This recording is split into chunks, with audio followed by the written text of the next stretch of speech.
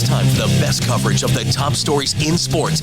The Sports Wrap with Jason Page starts now. Oh, yes, it does. And good to have you with us on this Wednesday edition of the show. If it's a Wednesday, that means Kurt Helin's dropping by. NBA Insider.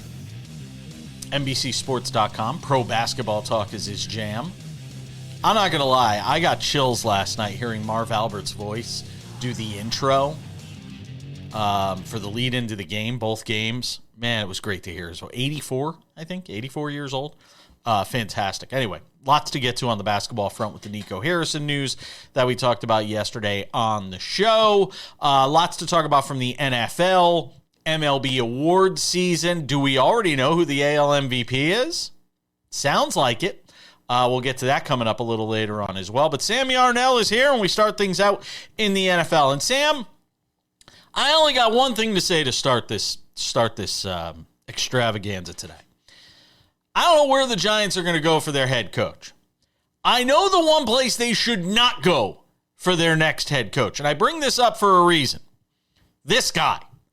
There is no way on any planet where Bill Belichick should be the next head coach of the New York Football Giants. None. Belichick was asked about it yesterday during one of his press conferences and said, no, I'm not really interested. I'm not really thinking, or he didn't say he wasn't interested. He said, wasn't really thinking about it. You know, we're looking ahead to whoever we're playing next.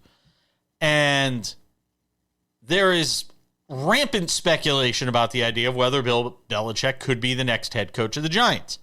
Over on Polymarket right now, he's at an 8% chance. Number of guys at 11%. Jesse Minter, Anthony Campanile, Clint Kubiak's name is in there. So Chris Shula. I don't even see Mike McCarthy's name, interestingly enough. But I'm sure there's places out there where Mike McCarthy's name is being mentioned. You know who else's name I haven't seen? Jason Garrett. I haven't seen that name brought up. I don't know if he even wants to be a head coach. But let me tell you who it can't be. It cannot be Bill Belichick. There is not a planet. There is not a scenario. Oh, let's get the band back together. 86 Giants. He was part of the staff and blah, blah, blah. No. I am not pairing that guy with my future franchise quarterback. I'm not doing it, Sam. I mean, it would go a lot better than it's gone at the University of North Carolina. I'll tell you this, Bill Belichick's a better candidate than Mike McCarthy is. No. That's 100%. What is the issue with Bill Belichick at North Carolina? What is the main issue that we always come back to? It's not his girlfriend as much as everyone wants it to be. That's just a fun story. It's the fact that he can't come around to being able to deal with a new style of team management where all these players are dealing with NIL money and transfer possibilities and all this outside of football stuff. No, Bill Belichick needs to be put in an environment where football is the hyper focus, and the New York Giants need nothing more than that to be where their franchise is at right now. Listen, do I think that they're going to hire him? No. Again, it's the New York Giants, and I don't trust the Mara family to make the right decision if it slaps them literally across the face, especially in the last 15 years. But it is the right answer. It is the objective best answer. The most established candidate by far is Bill Belichick. You're telling me you have a chance to bring a top 3 coach in the history of the sport into your building and you don't want to? That's a little crazy. No, I'll tell you why it's not crazy. He's out of touch. And look at what he did with the Patriots in the latter years of his time there. I mean, we all have seen what Mac Jones, everybody talks about Mac Jones with Kyle Shanahan and the San Francisco 49ers. How did Bill Belichick work with Mac Jones? How did Bill Belichick, what was that? He made the wild card. He made the playoffs with Mac Jones and a worse team than Mac Jones has around him now. I look at the latter years there. Also, what kind of power is he going to want? How much of a say is he going to want in personnel decisions? That's not happening. There is not a situation where I would allow him to do that. And I think the die has been cast on the idea of who sort of wagged the tail or who was the one responsible for bringing those championships to New England. And I think it's a bit more Tom Brady than it was Bill Belichick. I think it was a bit more of Tom Brady at the end of the day than it was Bill Belichick. I do not bring this guy into the fold. I do not have him. No way. No. Nope. First of all, there's way too many choices out there. There's way too many options out there for the New York Giants to say. And the Giants have not. And again, as much as you might want to say you don't trust the Giants and this and that, the Giants don't make these kind of impulsive decisions. The Giants aren't going to go. I don't think the Giants are going to go. No, they are not going to go out and go grab Bill Belichick to be their next head coach. I do not see the Mara family going that route. I don't see it at all. Well, here's another reason they may be scared towards that route, right? Is the impulsive decision they made last time they hired a head coach. Hey, let's just go get the hottest offensive coordinator off of the street. I don't have a problem with that. He'll be able to fix Daniel Jones, a guy who has no head coaching experience made the playoffs. at any level, has only been an assistant, then went to college as a coordinator, then went to the NFL as a coordinator. Now we're just going to hire him as a head coach, and oh, well, here we are 3 years later, and we trusted him with Daniel Jones, and then we trusted him with Tommy DeVito, and all of it completely blew up in our face. I think that Bill Belichick provides some level of stability, which is the only thing that this Giants organization has been reaching for the past 5 to 7 years. You can even go further. You can go a decade. But I will say, Brian Daboll made the play. You want to talk about Mac Jones and Bill Belichick making the playoffs together? I could give you Brian Daboll making the playoffs with Daniel Jones in a year where the Giants weren't expected to do anything, and not only making the playoffs, but winning a game in the playoffs against a Vikings team that was favored. So I think it cuts both ways. I think what they were hampered by too was Daniel Jones getting hurt in those subsequent years, and not being able to stay healthy was also a big part of it. Giants have had a lot of issues with health over the last couple of years. I hope it's Mike McCarthy, personally. That would be my choice, would be Mike McCarthy. I don't know if that's the way it's going to wind up. I think they're going to cast a wide net. I think they'll be very deliberate in this process. Plus, we got to see where in the coaching carousel, after Black Monday in the NFL, what coaches are going to be out there. I think they're going to be very deliberate in this process. I don't think they have to rush it. I think, frankly, I think part of the reason Mike Kafka has gotten this job here is they want to evaluate him too. I think he'll get an opportunity here over the last 8 weeks of the season to find out what he can do. But no Bill Belichick. Sorry, Bill. You're not coming back to the NFL. Nobody's hiring you. I don't see it. Kurt Helin talks basketball next.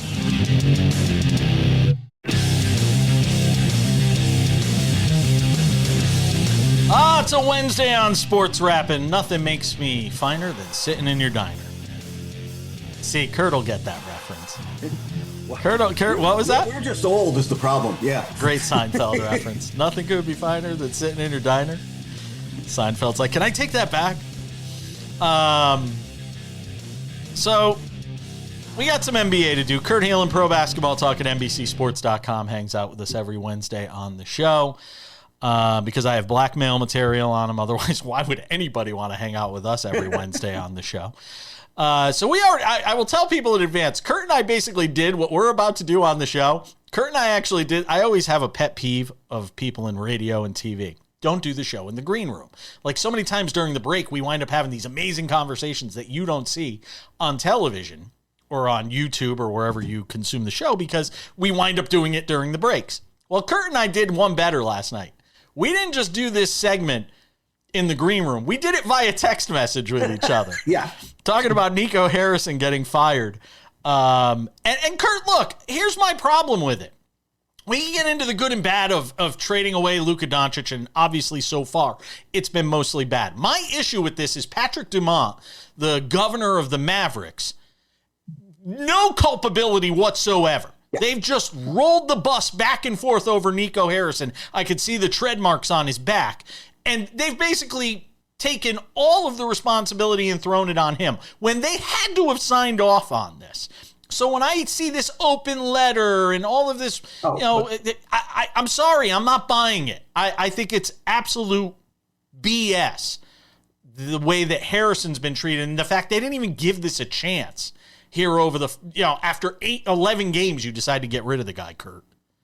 I am with you on part of that, more than I think you realize. I'm with you on Dumont not taking responsibility. Look, this does not happen when he gets, he has to sign off on this.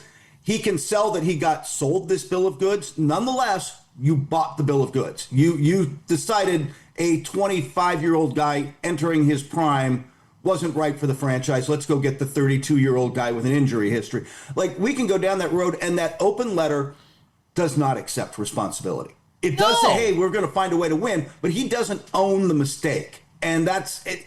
It is concerning how involved he has become hands-on with the organization, which is something you did talk. Yes. Is absolutely concerning. And all that said, James Dolan. They had to do this. They had to do this because this isn't for two reasons. Why? Because of the fans?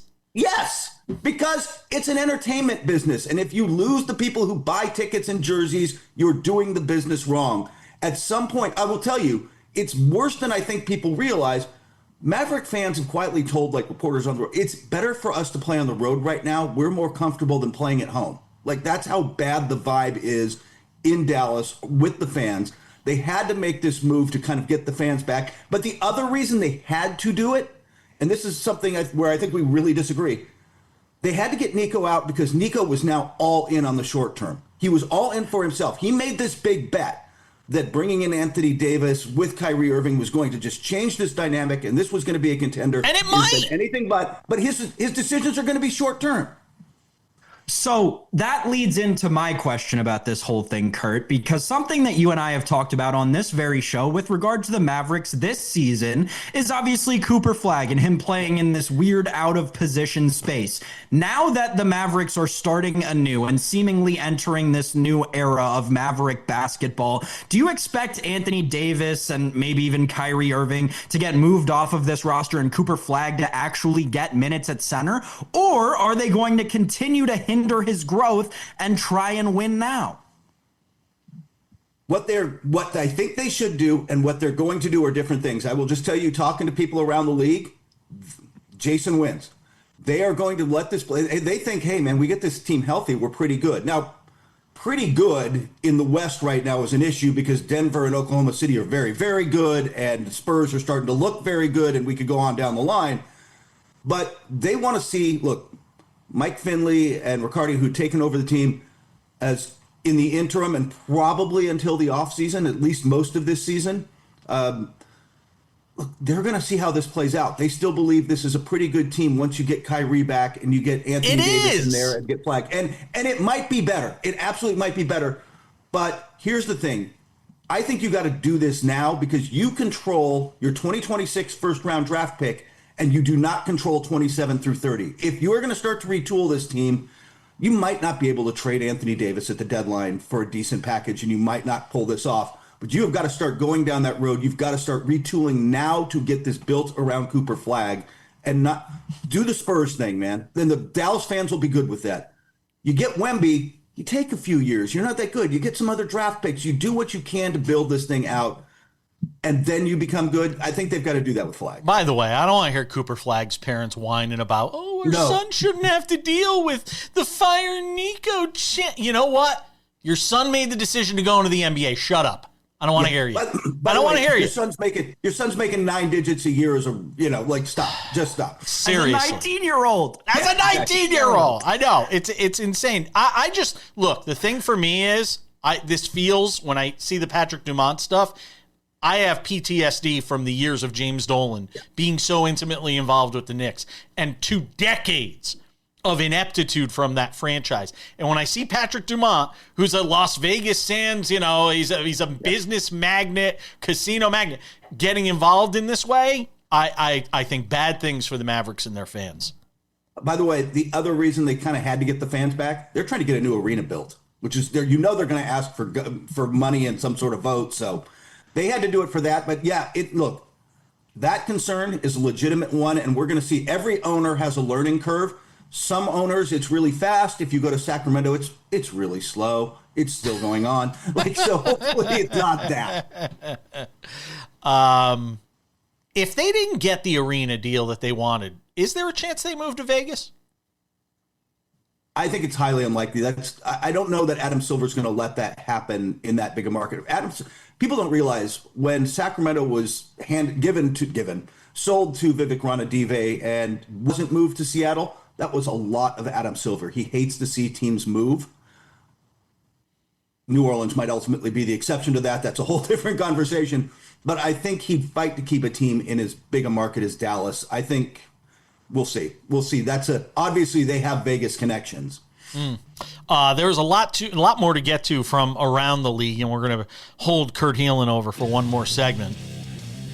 I want to get his thoughts on the Spurs, Wemby, the adjustments that have already been made, the way teams adjusted to him, now the way he's performing. And I said when De'Aaron Fox comes back, it's going to unleash him. Oh, I was right, it has. Sam's got a question about Cade Cunningham. That's a tease. It's a forward tease for Sam. We'll get to it all next.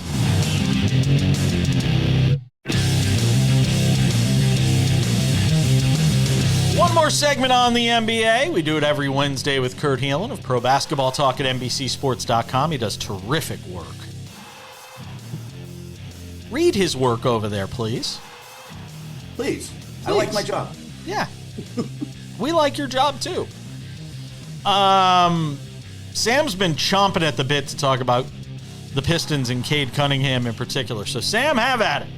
Yeah, Kurt, I mean, Cade Cunningham's a player you and I have talked about on this show earlier this season, but Monday night I watched the Pistons, the 9-2 now Pistons, play my beloved Washington Wizards, and Cade Cunningham had a banger of a performance, right? 46 points, except it took him 45 shots to do so. He was 14 of 45 from the field. 31 missed field goals is the most ever in an NBA game. Cade Cunningham is also fourth on that list in terms of most field goals missed in a single NBA game. My question for you is Cade Cunningham the reincarnation of James Harden? It feels to me like he's got that same playing style. Great player, unequivocally. Like, we talk about it all the time. He is a great point guard in today's NBA, but he's got a propensity to take a lot of shots and miss a lot of them. Do you see him having the type of career that James Harden had? Future MVP and future Hall of Famer, maybe. But I know where you're going with that, and I'm not.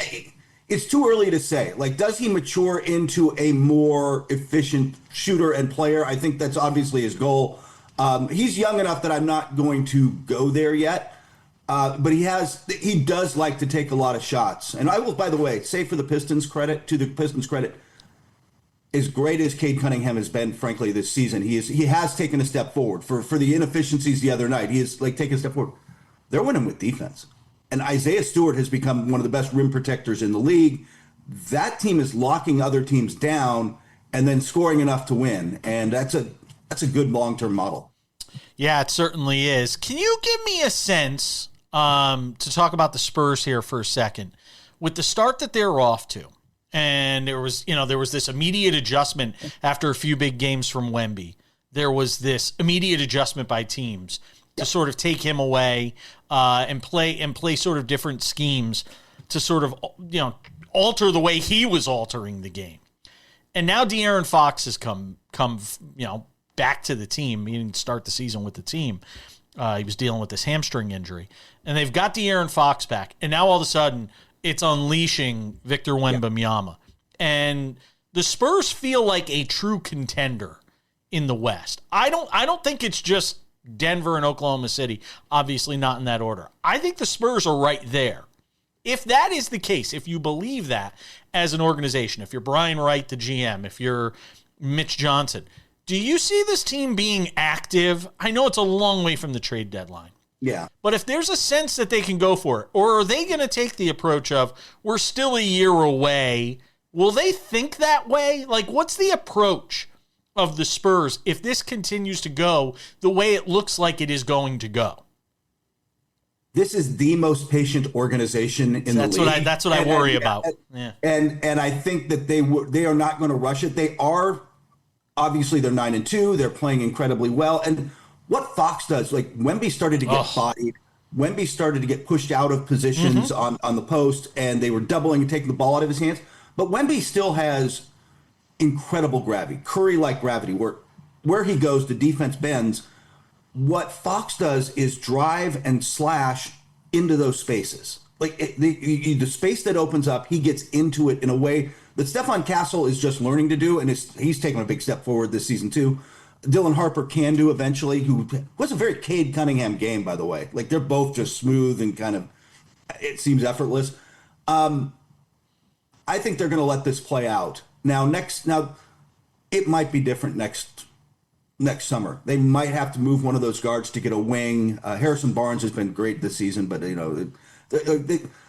ultimately they're going to have to do some moves, but they're just patient. I don't think they're going to rush this. I think they would be happy to get into the playoffs as a top 6 seed, go through a round or two and see where they are. Go ahead, Sam. The Sixers, Kurt, have treaded water, I guess, so far through this season. They're in the middle of a wide open Eastern Conference, right? But, Joel Embiid has been getting healthier, maybe. I don't know. It seems like he's got a little something going on with the knee now. Maybe we'll see. Yeah. They're about to get Paul George back, though, and VJ Edgecombe, we talked about, has been great, right? Jared McCain coming back, right? There's a lot of talent in this team. What is the ceiling for Philadelphia this season? Can they win the East? This year's East, maybe, but you've got to get Joel Embiid.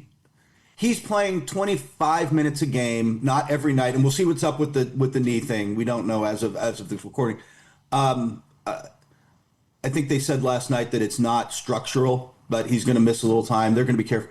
You've got to ultimately, as great as the backcourt has been, as great as Tyrese Maxey has been, you've got to get this. You've got to get 30 minutes of, if not MVP quality Embiid, something pretty close to that. And I'm not sure that's there, but we'll see. In this East with Paul George, if Paul George comes back and is willing to, it's a weird thing to say about Paul George. If he's willing to play his role, if he's willing to kind of not be the guy and play into his role and but still get you 17 and some good defense a night, suddenly that's a pretty good team in a conference where as good as the Knicks and Cavaliers are, whichever team you like and trust more in the playoffs, they're both flawed.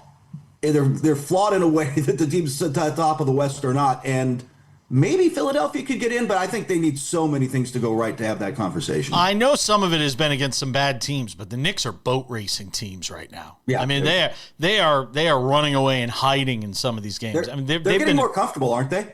In the Mike Brown offense, it's just. By the way, I think it was Zach Lowe who said this the other day. If you drink every time they say Mike Brown's offense on the Knicks broadcast, you're drunk by the end of the first quarter. But they really are starting to feel more comfortable. And the other thing they're doing is they're getting to rest their center. They're not right.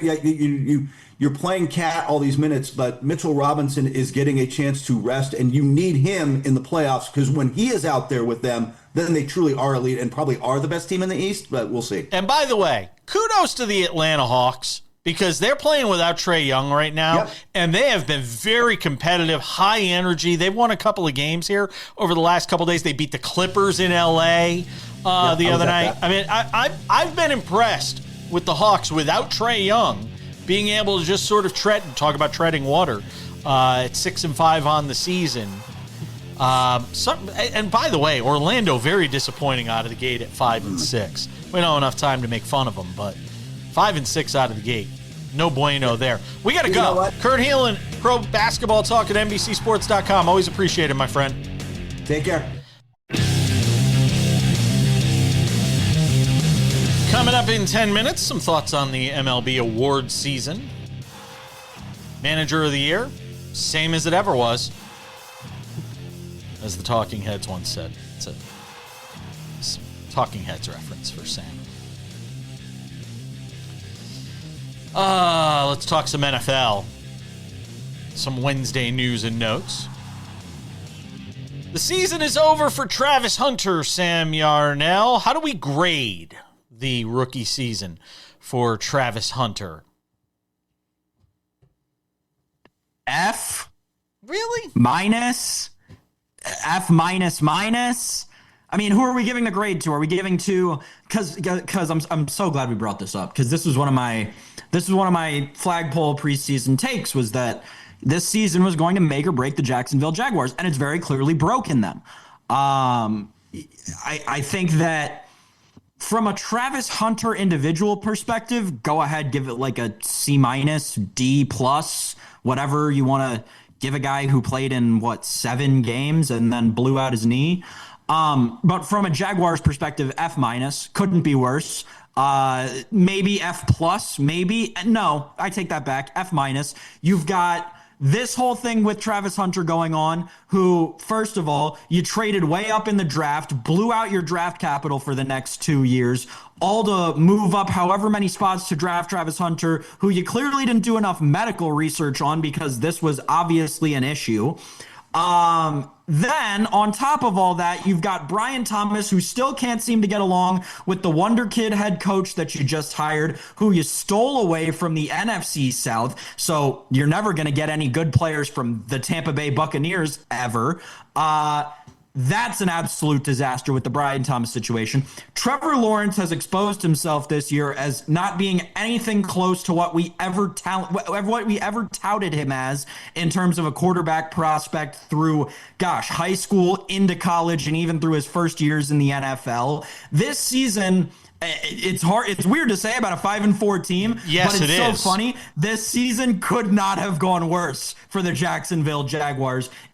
Look at their schedule coming up. It is not pretty. This is a team that they're falling, and they're falling fast. Well, here's the thing. If you could be 5-4 and be as bad as you claim the Jacksonville Jaguars to be, I'd be pretty happy if I were a Jacksonville Jaguars fan, because you just painted a picture of a team that's 1-8, not a team that's 5-4. So there is that. On the Travis Hunter front, I always felt like this year, maybe because I had a more realistic expectation of what I thought this year would be for him. And that is almost like, there's been years in the NFL, there's been years in the NBA where you see teams, even at the number 1 spot, maybe not the number 1 spot, but certainly in the top 5, draft guys, depending on the year and sort of the players available, where you draft a project, where you draft a guy it's going to take a year or two. Maybe they're coming over from Europe, that sort of thing. I always looked at Travis Hunter more that way than I did a guy that was going to come in and make this immediate, everlasting, heart-stopping impact. And I think he's more that. I think he's more of a long-term prospect for Jacksonville than he is the guy that was going to come in day one and be this superstar player. Now, some people might have thought he was going to be that. I never viewed him that way. But don't you think then that you would... So even if that's the case, that's all fine, well, and good. I don't disagree with you to an extent. But then you have to hold it against the Jacksonville Jaguars as an organization. You have to, unequivocally, for wasting as much draft capital as they did, trading up 3 spots to take a project in a season where you have to start winning. You're using the 2nd overall pick in the draft on a guy who has any semblance of a project. That's fair. That's organizational malpractice to the highest degree. That's fair. I'm not disagreeing that moving up and using the draft capital, but I'm just saying in terms of him and grading him on this year, that's why I would be fairer with the grade. Look, I think the grading of the Jaguars, you can give them whatever you want. I mean, they're a 5-4 team. You are what your record says you are. I think they're like a -15 in point differential right now. So clearly they are, they might not even be as good as their record indicates. And we'll find out what the rest of the season holds for them, sort of as we move forward here. The Steelers make a move yesterday. Free agent corner Asante Samuel joining the team. I don't want to call it I'm not going to sit here and say this is a panic move, but clearly they need to address some things.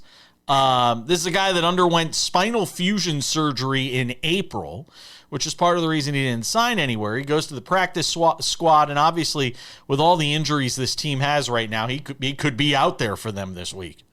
I'm going to use maybe your favorite saying on the show. Okay. This is unequivocally rearranging the deck chairs on the Titanic. That is exactly what this move is. The Pittsburgh Steelers are, rightfully so, plus 185 to make the playoffs right now. Listen to the sports books, people. This team is crashing and burning even harder than the Jacksonville Jaguars are. Yeah, and look, that's why, the talk about who's going to make the playoffs out of the AFC, they're going to fall out. Baltimore's going to wind up winning the division.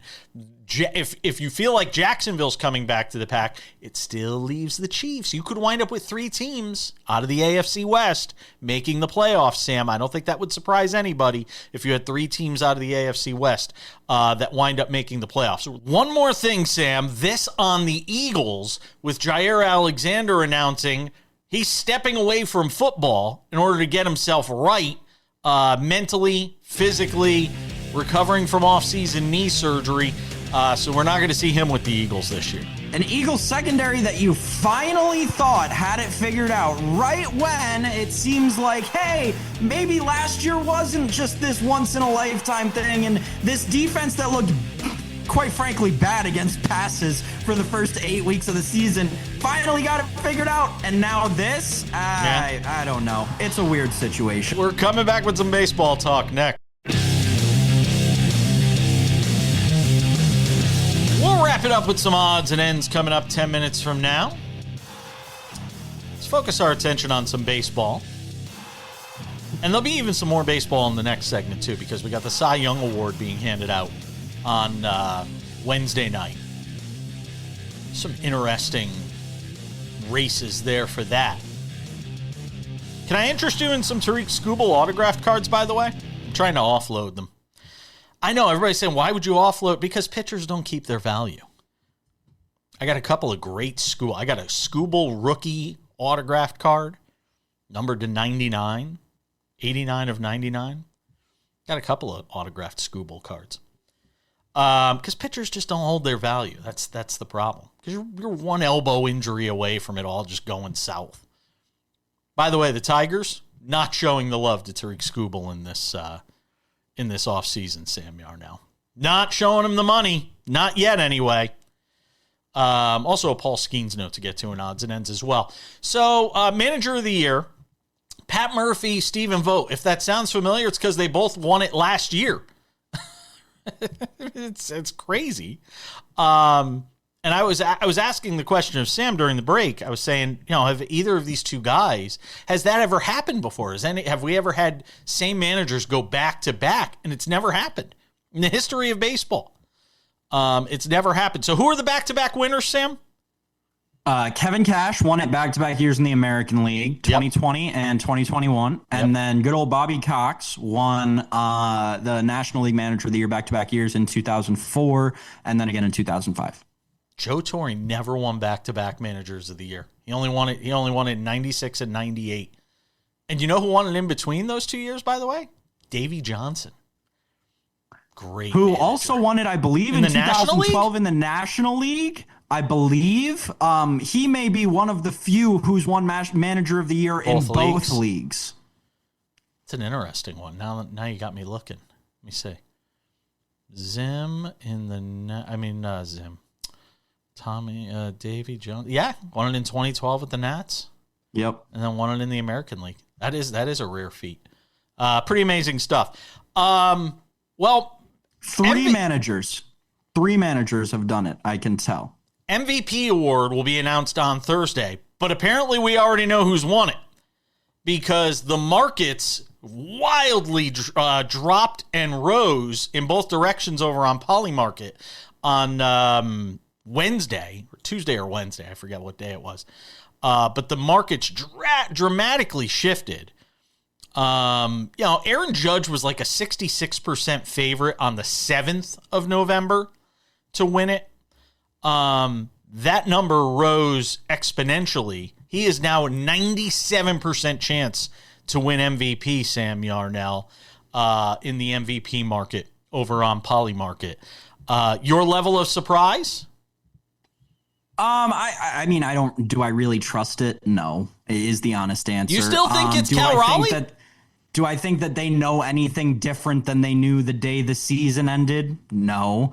While they may have more opinion that Aaron Judge is going to win it, sure. I think they kept that number open through the majority of the postseason, and FanDuel had it up to like minus 300 for Judge by the ALCS. So I would be surprised if Cal Raleigh won it. I mean, I said this in the middle of the season, right? It would be incredibly surprising if Cal Raleigh won it. He deserves it. There's no question about it. It would be surprising beyond belief if he actually won the award. 66% on, let me just make sure I have this right. 66% on the 7th to 96.8% yesterday. Just somebody had to have some inside information for a leap that big, though. Somebody's got to have some inside information, you would think. It could just be dissident pricing. Like they could just be trying to draw people away from attacking that market in any certain way. Yeah, because nobody's going to bet on Cal Raleigh right now. If you were going to bet on Cal Raleigh, if you were going to take any shares of Cal Raleigh, you either did it when the number was insane when all of this was just getting started, or you did it late enough in the season that you don't really care about hedging your bet or going the other way at this point. They're just trying to price averse people away from Aaron Judge. By the way, the Cardinals talking about a possible trade, possibly moving away from Nolan Arenado in this offseason. Sonny Gray wants to stay with the team. That news coming out about the Cardinals. Where would Arenado be a good fit next year, Sam? I don't know. I mean, how much does he have left in the Paul tank? Goldschmidt vibes. Question. It sort of has Paul Goldschmidt vibes to me, though, that he goes somewhere next year and sort of is that kind of player. I could see him being, a Dodger. Quite frankly, I could see him trying to ring chase with the Dodgers, a guy who's never really, quite frankly, been on a competitive team. I'm sorry, Cardinal fans, I really am, but it's the truth. You think about Nolan Arenado, a guy who's always wanted to win, went to St. Louis with the intention of winning, and obviously that completely blew up in his face. Everyone thought he was going to get traded at the beginning of this season. I was beyond surprised when it didn't happen, and then the Cardinals went on that little run and tried to back their way into the playoffs. The Dodgers is what makes the most sense to me, but, could I see him in Seattle or one of these other teams that's looking to compete right now? Toronto, maybe. Hit 237, 12 home runs, career low 289 on base percentage in 107 games last year. Missed a lot of time, too. Yeah, 2 years left on a 9-year, $275 million contract, proving yet again that those contracts never really pay off on the back end. Has there ever been one that's paid off on the back end? I don't think so. Well, because you're always paying. A different one that you and I are going to have to start talking about over the next month and a half that I don't think enough people are talking about right now is the Bryce Harper contract. And I know I said it the day after their season ended. It's going to be interesting to see how Philadelphia deals with that. Well, Dave Dombrowski said he had a, quote, good conversation with him. Yeah, although they didn't get into the specifics on it. We're coming back. Odds and Ends wraps things up next.